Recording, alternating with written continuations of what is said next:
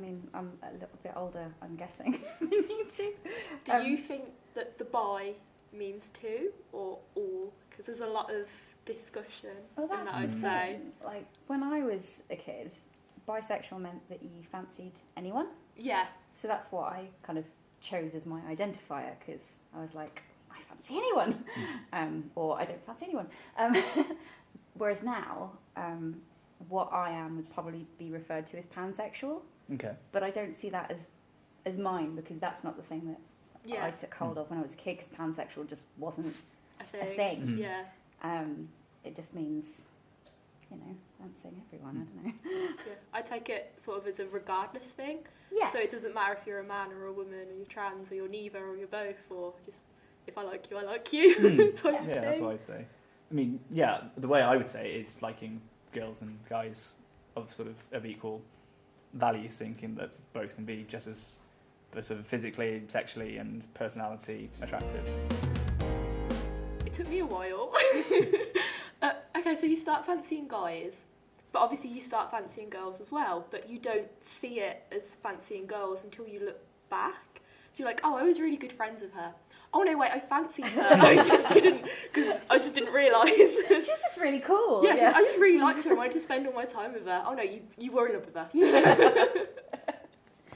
I think it was round about when I was a teenager and I started thinking that, I kind of think that girls are attractive and there are guys who are attractive. And one thing that I've always noticed that's always a bit sad is that women will be so quick to say to each other, oh, you look beautiful, and things like that. If someone's going out on a night out, or even if they're just meeting, oh, you look so nice. But whereas guys, you could never say that because they just go, gay, straight away. If you try to pay them a compliment about how they looked and things like that, and I just thought that was a real shame, and I just sort of was growing up thinking, oh, well, I see it as like a sexual thing and they're just handsome guys, or they're really pretty girls. I like to say it just makes me more fickle. There are just more people for me to be not wanting to date. But I thought I was going through a phase, so it didn't bother me, because I've read books, about being a teenager and stuff, and so I was like, oh well, it's just the phase that everyone goes through, and then they grow out of it, and then obviously I didn't grow out of it. And the first actual person I fancied was a girl. And so when I was like 7, I was in love with Peter Parker, which never wore off. And I was in love with an actress called Sophie Ward, who, as it turns out, is a lesbian, which I didn't know at the time. But she lived around our locality, and my family owned this little like corner shop.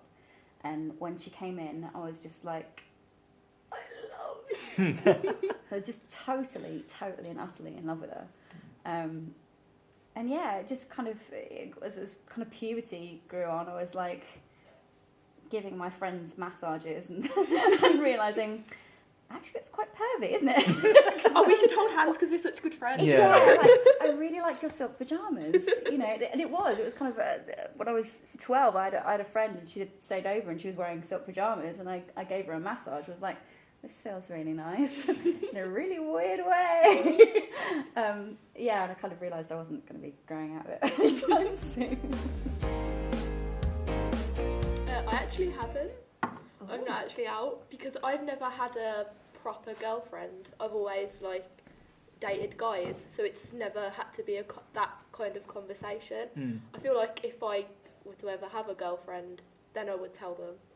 But I am terrified, to be honest. Yeah. I'm sort of in a similar boat that I've never had a boyfriend, but I'm quite lucky in that my parents are fully accepting whenever I all the sort of male celebrity crushes that I've had over the years and still continue to have. They never sort of went, that's a bit weird, why do you fancy them? They're not a girl or anything like that. So as a bit like in your situation, if I did ever have a boyfriend, I don't think it would be a big thing. They might be sort of, like that for 5 minutes, and then they'd be completely accepting. So I'm pretty lucky with the parents that I have. So if I were to come out, I think I would be all right. I'm not sure how well my mum took it. So I did a genuine Freudian slip when I came out to my mum. So I'd been with this guy since I was 15, and then we broke up when I was about 22. Horrible, horrible man. And I moved home, and I was like, oh, I'm going to have to tell her because I'm going to start dating again. And I don't want her to be shocked if I'm currently living in her house and I bring a girl back. But I genuinely meant to say, Mum, would you like a coffee? And I said, Mum, I'm bisexual. Yeah, and I think she was a little bit taken aback, and she asked me if that's why my relationship ended. And for like a couple of months after that, she made a few comments every now and again. If I kind of said about somebody on the telly or something, she might, make a tut noise or purse her lips or something. And I mean, now she's fine. I just don't talk about it too much with her. It's different with my brother. I just text him and said, by the way, I'm bisexual. I'm fine. The only thing I'm worried about is that you might be annoyed that I've never told you. And that was fine. And I've never told my dad because, I mean, my dad isn't probably aware that I'm sleeping with anybody because he's my dad. I'm still his little girl. So as far as I know, my dad knows, but he doesn't know. Yeah. I'm putting out there, Daphne from Scooby-Doo. Don't care. Daphne. Fancy Daphne. What about the redheads? Actually, that's quite a theme, actually. Yeah, that's a recurring thing with me, definitely. Amy Pond. Mine was a guy called Gerard Way, who's the lead singer of My Chemical Romance. Really? Just because, admittedly, a lot of sort of my first male crushes were sort of like the guys who were slightly in between. They're very feminine. Yeah. So people like Villavallo from Him and a few other bands. They had the long hair and they were very pretty. So I suppose it's like the midway point between like liking girls and liking guys. But yeah, I just remember when I first saw, I think it was the I'm Not Okay music video, and he's like in a sort of school blazer and stuff, and he just looked so pretty. I was like, oh my God, he's a dish.